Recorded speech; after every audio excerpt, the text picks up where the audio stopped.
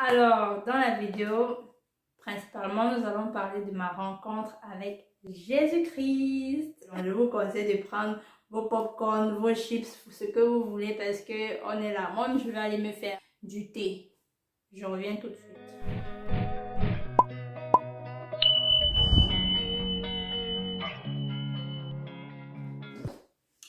Merci de m'avoir attendu. Mon meilleur thé, le thé à la menthe. Ça fait du bien. On va continuer. Ce témoignage est 100% chrétien. Si vous restez, c'est que c'est en connaissance de cause. Comme j'ai dit plus tôt, je vais vous parler de ma rencontre avec Jésus-Christ. Avant de continuer, je dois vous dire, de vous à moi, logiquement, je n'aurais pas fait mon témoignage sur cette chaîne, ça c'est sûr. Mais bon, disons que j'ai eu la ferme conviction qu'il fallait que je le fasse. Bon, et 100% chrétien, non. Le Saint-Esprit m'a révélé qu'il fallait que je le fasse. Et c'est quelque chose que j'avais sur le cœur même depuis avant de commencer une quelconque vidéo, genre il y a 3 ans par là. Et je ne l'avais jamais fait parce que je me disais, ouais, pourquoi est-ce que je vais venir faire mon témoignage ici alors que ce n'est même pas ça le but de la chaîne. Mais encore dernièrement, avant de recommencer, j'étais dans un moment de prière et de jeûne et c'est encore remonté dans mon cœur. Donc, brièvement, le Saint-Esprit m'a fait comprendre qu'il fallait que je vous fasse mon témoignage. L'obéissance vaut mieux que les sacrifices. Nous voilà aujourd'hui. On va entrer dans... On va aller dans le témoignage. Bon, je vais essayer de ne pas être trop longue. Pour poser le cadre, disons que je viens d'une famille plutôt chrétienne. J'ai grandi dedans, à l'église. Enfin, quand j'étais plus petite, j'allais au culte d'enfants. Ensuite, il y a eu le club des adolescents. Le club des adolescents en même temps que le culte des grands. Le culte d'enfants, c'est l'école du dimanche. Mon père m'a offert ma première Bible à l'âge de 10 ans. Jusqu'à présent, je suis une jeune fille qui a côtoyé le Seigneur, du moins l'environnement d'église depuis le bas âge. Maintenant, dans la famille en elle-même, il n'y a pas de forte pression. Quoi, tu dois aller à l'église, tu dois prier combien de fois par jour, tu dois. Vraiment, tout ce que j'ai fait depuis que je suis petite, c'est genre, on m'a juste montré la voie et dedans, j'ai aimé. Je faisais les trucs de moi-même. Je partais à l'église, je participais aux activités, je servais. C'était waouh, quoi. Disons, j'ai fait du monitorat quand j'étais au Cameroun, à l'EEC. Pour ceux qui veulent savoir c'était quelle église, c'est l'église évangélique du Cameroun. Assez parler des églises, on va directement aller straight to the point, à la rencontre. Parce que c'est ce que Dieu a demandé que viens vous dire ici. J'avais toujours aimé le Seigneur depuis mon bas âge. À l'âge de 10 ans, j'ai eu ma confirmation, ma première communion. Et en classe de 5e, en 2011 par là, c'est à ce moment-là que j'ai eu officiellement ma rencontre avec le Seigneur, mon expérience surnaturelle, si je peux le dire ainsi. En 5e, à cette classe-là, j'avais déjà reçu ma première communion. On était super engagés à cette période-là, spirituellement, même dans la famille. On méditait, on priait chaque jour à la maison ensemble. J'allais au culte d'enfants. Et c'est à cette période-là qu'ils avaient lancé ce qu'on appelle le club des ados. C'est comme un club pour pouvoir assurer la transition de l'enfance vers l'âge adulte dans le cadre chrétien, parce que généralement c'est à l'adolescence que les enfants prennent les autres directions. Il y a ce club des ados qu'on avait créé au niveau de l'église. Bon, je pense que c'était général au niveau de l'église évangélique au Cameroun à cette époque-là.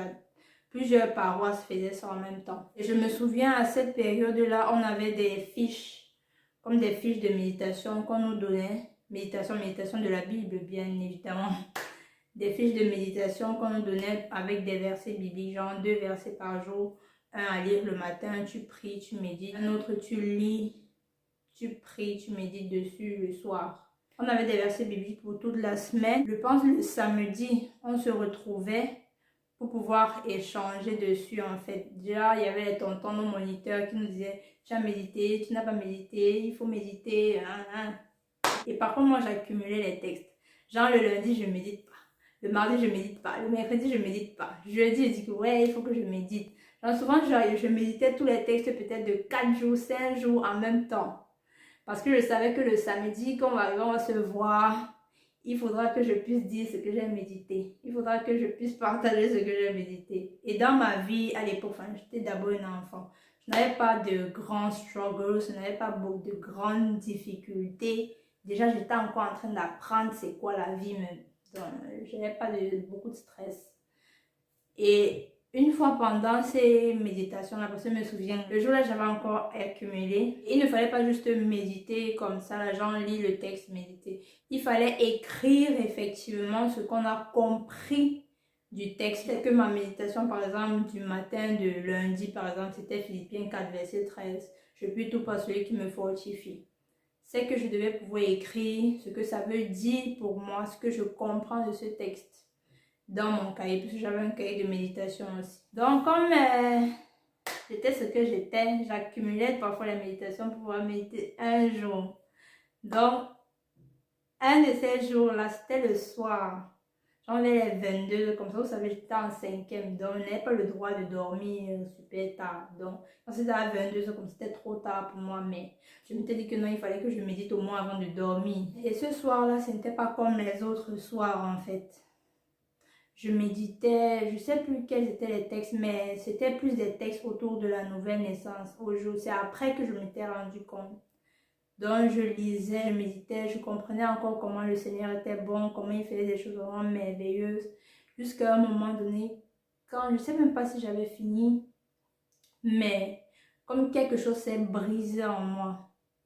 Genre c'était en 2011. I fell into tears. Genre, il y a quelque chose qui s'est passé, genre je me sentais tellement coupable, genre voilà ce que le Seigneur il fait pour moi, il l'œuvre pour moi, il s'est battu pour moi, il est mort à la croix pour moi, et puis moi je suis encore là, je pêche, je fais ci, je fais ça. Ça m'a submergée et I broke into tears, genre je me suis effondrée, j'ai pleuré. Mais ce n'était pas triste. À ce moment-là, j'ai senti comme une brise, comme un air frais, comme une paix qui s'est déposé dans mon cœur. Je n'avais jamais vécu ça auparavant et jusqu'aujourd'hui même. Je sais que quelque chose s'est passé ce soir-là. Et après ce moment-là, j'ai dit, ah Seigneur, moi je vais maintenant te suivre. Je vais faire tout et tout pour que ton sacrifice à la croix ne soit pas vain. Donc pour moi, c'est genre juste normal. Et là, on était en 2011. Et puis, j'ai encore grandi. Et puis après, le club ado avait un peu chuté. On a relancé ça en 2013. Je pouvais être en seconde, form 5, comme ça là. Je me souviens, c'était pendant les vacances. On avait certains de nos tontons là qu'on faisait venir d'ailleurs pour venir nous enseigner. On avait eu un thème qui était toujours autour de la nouvelle naissance. On a fait le cours, on faisait le cours, on nous apprenait, voilà, le sacrifice à Jésus qui est mort à la croix pour nous. On avait fait le thème c'est la nouvelle naissance. On avait travaillé sur la sexualité des adolescents. On avait fait vraiment beaucoup de thèmes dans le cadre chrétien. Lorsqu'on était sur le thème de la nouvelle naissance, on a fait ça deux fois, genre 2 semaines, la 3e semaine maintenant, si je ne me trompe pas. À un moment donné, on nous a demandé de prier, de faire la prière de repentance. Genre la prière dans laquelle tu acceptes Jésus-Christ comme ton Seigneur et Sauveur. Si c'est vrai pour toi, tu l'as fait. Et genre, ça devait être vrai pour nous. Ça devait être notre engagement personnel parce qu'effectivement, on n'était pas obligé de la faire. Mais en la faisant, ça devait être un engagement vrai pour nous, pour notre vie. Alors, je l'ai fait. J'ai fait la prière et tout. Et j'ai pris l'engagement de suivre Jésus-Christ comme mon Seigneur et Sauveur chaque jour. Mais ce qui m'avait intrigué le jour-là, c'est que mon camarade à côté de moi, il n'a pas fait la prière là. Or, quand il fallait parler de zèle, c'était lui. J'aurais su, quand on rentrait, puisqu'on rentrait ensemble, je lui ai demandé que, mais pourquoi tu n'as pas prié avec nous? Il m'a dit, ya, Sonia, toi-même, ça fait quoi? C'est la 40e fois que tu nais de nouveau dans l'église là. Je dis que, mais comment? Tu ne sais pas que quand tu fais cet engagement-là, tu le fais une seule fois dans ta vie. Genre, c'est ton commitment, c'est ton engagement et tout, et tout. Et puis, il me dit, toi, tu as déjà fait ça? Il me dit, oui. Et puis, j'avais fait ça, tu étais même là. On avait fait ça ensemble. Genre, il m'avait relaté quand le club ado venait de commencer, il y avait 2 ans, on avait fait ça. Et je m'étais effectivement souvenu qu'il y avait quelque chose comme ça. Mais bon, moi, je n'avais pas trop compris grand-chose ce qui s'était passé, quoi. Le jour où j'ai pris l'engagement, et étant consciente que je sers le Seigneur à partir de ce jour-là, je l'ai noté dans ma Bible que mon papa m'avait offert à ma confirmation quand j'avais 10 ans. Je vais vous montrer la Bible tout à l'heure où je l'avais écrit. Il y a déjà le fait que mon ami là n'avait pas prié, qui m'avait intriguée.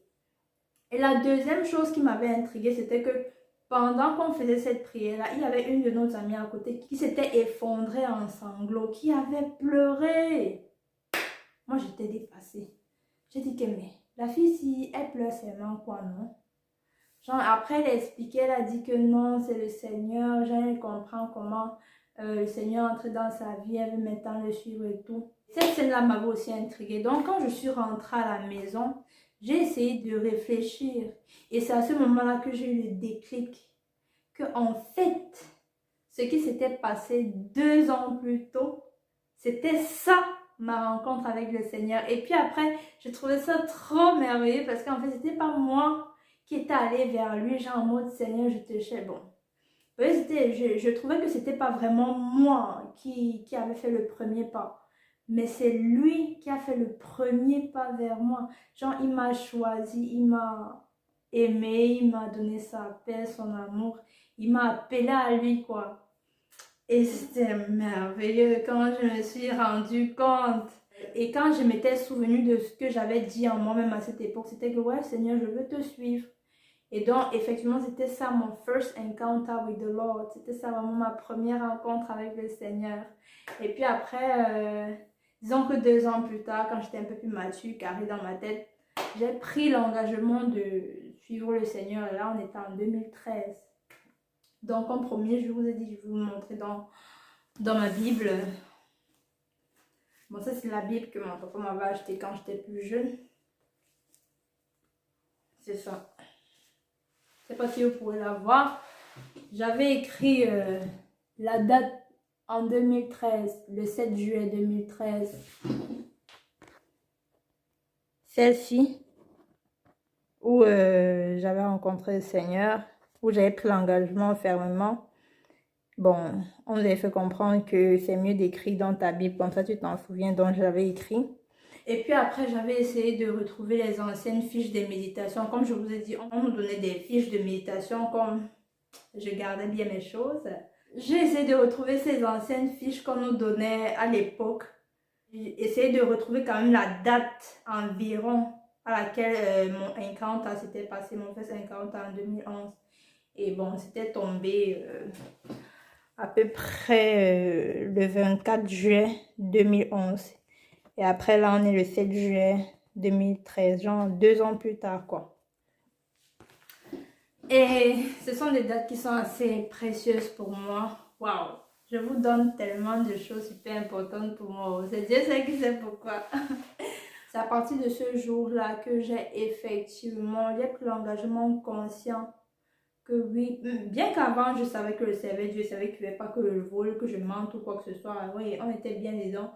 Mais ça a pris un autre ampleur puisque j'étais encore au niveau de la phase adolescente. À ce moment-là, on a les hormones se développent. Il y a plus de trucs qui arrivent, quoi. Donc, c'est à ce moment-là que j'ai pris l'engagement conscient de suivre le Seigneur. Et c'était vraiment un périple, mais gloire à Dieu, le Seigneur m'a facilité la tâche. Même à l'école, j'arrivais à m'affirmer en tant que personne bold. Hormis déjà le côté chrétien, genre j'arrivais à m'affirmer déjà en tant que personne. Puis après, j'arrivais à m'affirmer en tant que chrétien. Et le Seigneur m'a vraiment facilité la tâche. Même les amis que j'ai eus, c'était mes amis avant, on ne parlait jamais de Dieu. Et puis à un moment donné, on a commencé à parler de Dieu, à méditer ensemble, à prier ensemble. Certains ont donné leur vie à Christ à ce moment-là. C'était vraiment magique, quoi. Il m'a vraiment facilité la tâche avec mes amis, mon environnement, mon cadre. Vraiment, il m'a beaucoup aidé. C'est comme ça que j'ai grandi dans cet environnement-là spirituel et tout. Flash forward jusqu'à aujourd'hui. C'est pas comme si j'ai toujours marché straight in the Lord. Oui, j'ai commis des erreurs. Oui, j'ai fait des bêtises. Oui, je n'ai pas toujours été droite ou dans sa volonté. Mais la vérité, c'est que lui, il a toujours été avec moi. Même quand j'ai fauté, il était toujours avec moi. Et le tout, ce n'est pas d'être parfait. C'est de venir à lui tel que nous sommes.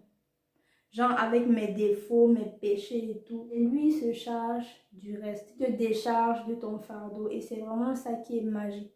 Il nous accepte tel que nous sommes. Même si nous sommes comment, il nous accepte tel que nous sommes. La preuve en est que je n'ai pas toujours eu le parcours le plus pieux.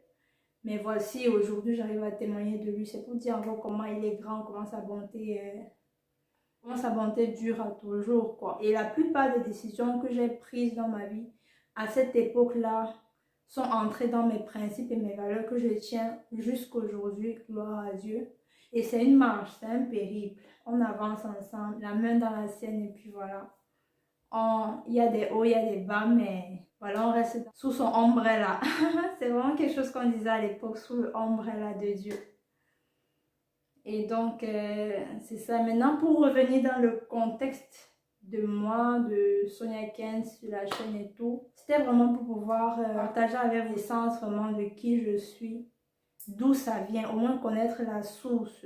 Parce que après ça, ma rencontre avec Chris, après, il y a eu le moment où j'ai commencé à côtoyer le développement personnel, comment j'ai commencé à vouloir le bien des autres, comment moi aussi j'ai commencé à me développer personnellement, comment j'ai commencé à avoir du résultat dans ma vie, être super performant. Comment j'ai grandi, quoi, que ce soit en Christ et même dans ma vie, dans le cadre même de l'épanouissement. Ce qui, le mélange de toutes ces choses-là, sûrement dû donner le produit de cette chaîne YouTube aujourd'hui. J'avais la ferme conviction qu'il fallait que je vous fasse mon témoignage en Christ. Je l'ai fait.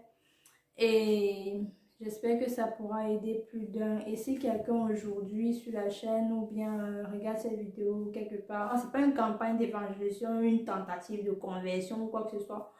Mais moi, je vous parle de cœur à cœur.